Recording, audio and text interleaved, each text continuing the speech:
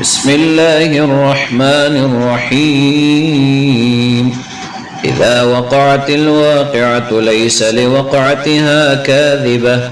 خافضة رافعة إذا رجت الأرض رجا وبست الجبال بسا فكانت هباء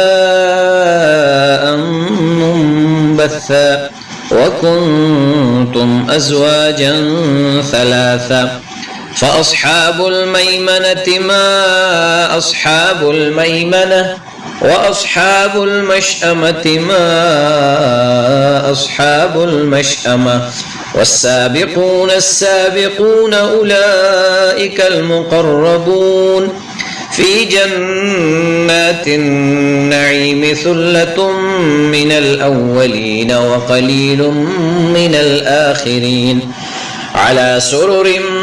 موضونة متكئين عليها متقابلين يطوف عليهم ولدان مخلدون بأكواب وأباريق وكأس من معين لا يصدعون عنها ولا ينزفون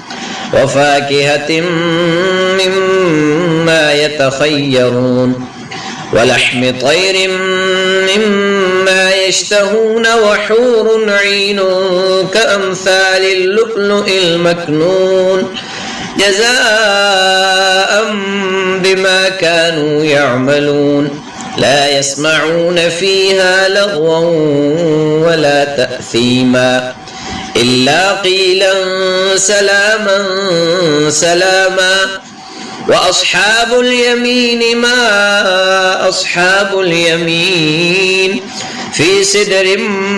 مخضود وطلح منضود وظل ممدود وماء مسكوب وفاكهة كثيرة لا مقطوعة ولا ممنوعة وفرش مرفوعة إنا أنشأناهن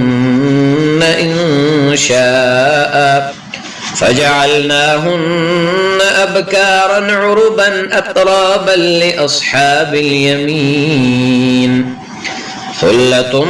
من الأولين وثلة من الآخرين وأصحاب الشمال ما أصحاب الشمال في سموم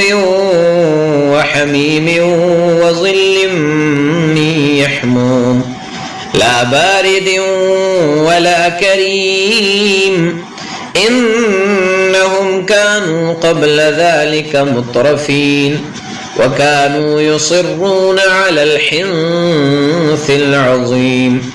وكانوا يقولون أإذا متنا وكنا ترابا وعظاما أإنا لمبعوثون أو آباؤنا الأولون قل إن الأولين والآخرين لمجموعون إلى ميقات يوم معلوم ثم إنكم أيها الضالون المكذبون لآكلون من شجر من زقوم فمالئون منها البطون فشاربون عليه من الحميم فشاربون شرب الهيم هذا نزلهم يوم الدين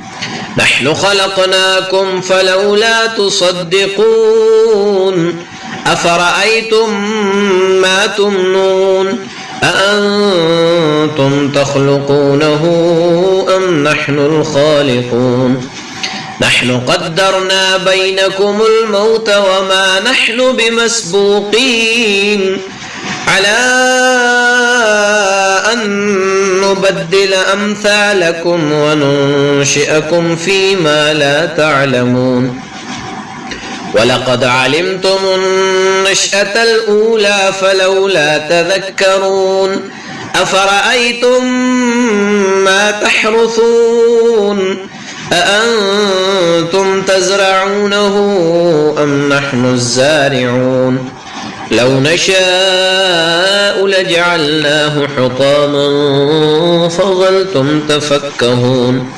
إنا لمغرمون بل نحن محرومون أفرأيتم الماء الذي تشربون أأنتم أنزلتموه من المزن أم نحن المنزلون لو نشاء جعلناه أجاجا فلولا تشكرون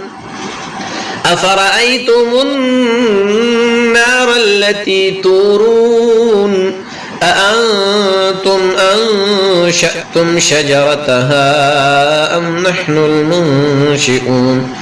لو نشاء جعلناها تذكرة ومتاعا للمقوين نحن جعلناها تذكرة ومتاعا للمقوين فسبح باسم ربك العظيم فلا أقسم بمواقع النجوم وإنه لقسم لو تعلمون عظيم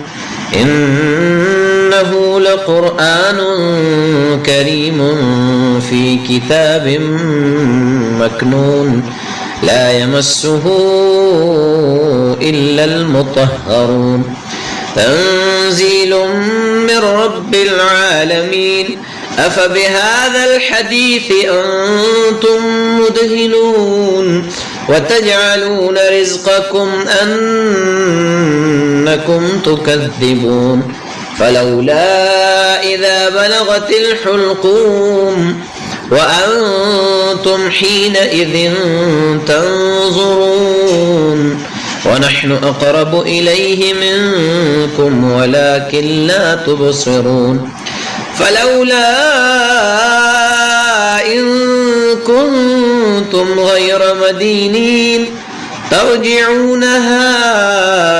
إن كنتم صادقين فأما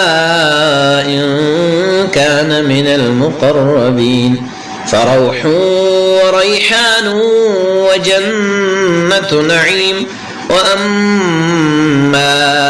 إن كان من أصحاب اليمين فسلام لك من أصحاب اليمين وأما إن كان من المكذبين الضالين فنزل من حميم وتصلية جحيم إن هذا لهو حق اليقين فسبح باسم ربك العظيم.